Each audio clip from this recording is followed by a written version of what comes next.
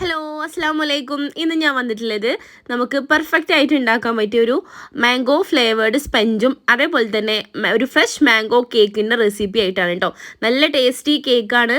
നമുക്ക് ഒരു variety try ചെയ്യാൻ പറ്റിയാൽ തീർച്ചയായിട്ടും ട്രൈ ചെയ്യാൻ പറ്റിയ ഒരു കേക്കും കൂടിയാണ് കേട്ടോ ഇത്. സ്പഞ്ച് നമ്മൾ റെഡിയാക്കിയിട്ടുള്ളത് നമ്മുടെ വാനില സ്പഞ്ചിൻ്റെ ബാറ്ററിയിലേക്ക് ടൈഗറിൻ്റെ മാംഗോ എസെൻസ് ആഡ് ചെയ്തിട്ടാണ് സ്പഞ്ച് റെഡിയാക്കിയിട്ടുള്ളത് കേട്ടോ. അതുകൊണ്ട് പ്രത്യേകിച്ച് കളറൊന്നും പിന്നെ ആഡ് ചെയ്യേണ്ട ആവശ്യമില്ല. പിന്നെ നമ്മൾ ഒരു പ്യൂരി ഉണ്ടാക്കണം. ഫ്രഷ് മാംഗോയും മിൽക്ക് മെയ്ഡും മിക്സിയിൽ ജാറിലിട്ട് നന്നായിട്ട് അടിച്ചിട്ട് നമ്മുടെ ഫില്ലിങ്ങിന് വേണ്ടിയിട്ടുള്ള ഒരു പ്യൂരി റെഡിയാക്കണം. പിന്നെ നമ്മൾ ഫില്ലിങ്ങിന് യൂസ് ചെയ്യുന്ന വൈറ്റ് ചോക്ലേറ്റ്, മിൽക്ക് മെയ്ഡ്, അതേപോലെ തന്നെ നമ്മൾ ഉണ്ടാക്കി വെച്ച ആ ഒരു പ്യൂരി ഉണ്ടല്ലോ അതിലേക്ക് കുറച്ച് കട്ട് ചെയ്ത് വെച്ച മാംഗോയുടെ പീസസ് ഇട്ടിട്ടാണ് നമ്മൾ ഫില്ലിങ്ങിൽ യൂസ് ചെയ്യുന്നത്. ആ പ്യൂരി മാത്രമല്ല, പ്യൂരിയിലേക്ക് കുറച്ച് പീസും കൂടി ആഡ് ചെയ്യണം, എന്നാൽ ആ കടിക്കുമ്പോൾ ആ ഒരു ടേസ്റ്റ് വരുള്ളൂ. അപ്പോൾ നമ്മൾ സ്പഞ്ച് ഇവിടെ റെഡി ആയിട്ടുണ്ട് കേട്ടോ. നല്ല പെർഫെക്റ്റ് ആയിട്ട് കിട്ടിയിട്ടുണ്ട്. അത് ഞാൻ കുറച്ചും കൂടി ഹൈറ്റിൽ കേക്ക് കിട്ടാൻ വേണ്ടി 4 ലെയറായിട്ട് കട്ട് ചെയ്തിട്ടുണ്ട്. നിങ്ങൾക്ക് 3 ലെയറായിട്ട് കട്ട് ചെയ്തിട്ട് ചെയ്യണമെന്നുണ്ടെങ്കിൽ അങ്ങനെ ശേഷം ഇങ്ങനെ ചെയ്യുമ്പോൾ നമുക്ക് ഒന്നും കൂടിയും അതിൻ്റെ ഉള്ളിൽ വെച്ച ഫില്ലിങ്സിൻ്റെ ഫ്ലേവർ ഒന്നും കൂടിയും കിട്ടും. അതുകൊണ്ട് തന്നെ ഞാൻ 4 ലെയർ ആക്കിയിട്ടാണ് 1 kg കേക്ക് ഞാൻ കട്ട് ചെയ്തെടുത്തിട്ടുള്ളത് കേട്ടോ. അപ്പോൾ ഇതിൽ നമ്മൾ ഐസിങ് ചെയ്യുന്ന സമയത്ത് സ്പഞ്ചിലും കുറച്ച് മിൽക്ക് മെയ്ഡ് കുറച്ച് ഒഴിച്ചിട്ടാണ് നമ്മൾ ക്രീം അപ്ലൈ ചെയ്ത് കൊടുക്കേണ്ടത്.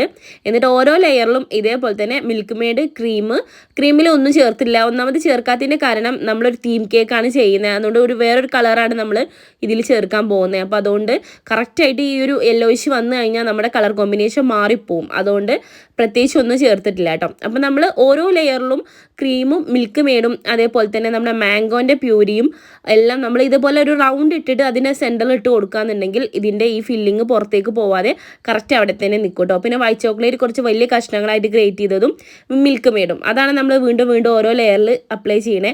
അതുപോലെ സ്പഞ്ചിലും മിൽക്ക് മെയ്ഡ് ഒഴിക്കണം കേട്ടോ. നല്ല ടേസ്റ്റി കേക്കാണ്. ഇതുവരെ ട്രൈ ചെയ്യാത്ത ആരെങ്കിലും ഉണ്ടെങ്കിൽ തീർച്ചയായിട്ടും ഇത് ട്രൈ ചെയ്ത് നോക്കണം. വളരെ ഈസി ആയിട്ട് ഉണ്ടാക്കാൻ പറ്റും. മാംഗോ സീസണിലൊക്കെ നമുക്ക് എന്തായാലും ഉണ്ടാക്കി നോക്കാം. ഇപ്പോൾ സീസൺ അല്ലാത്തതുകൊണ്ട് തന്നെ നല്ല പഴുത്ത മാമ്പഴം കിട്ടാൻ പാടാണ്. അതുകൊണ്ട് കിട്ടിയ ഇത് വെച്ചിട്ട് അഡ്ജസ്റ്റ് ചെയ്തിട്ടാണ് നമ്മൾ ഓർഡർ വന്നപ്പോൾ ചെയ്തിട്ടുള്ളത് കേട്ടോ.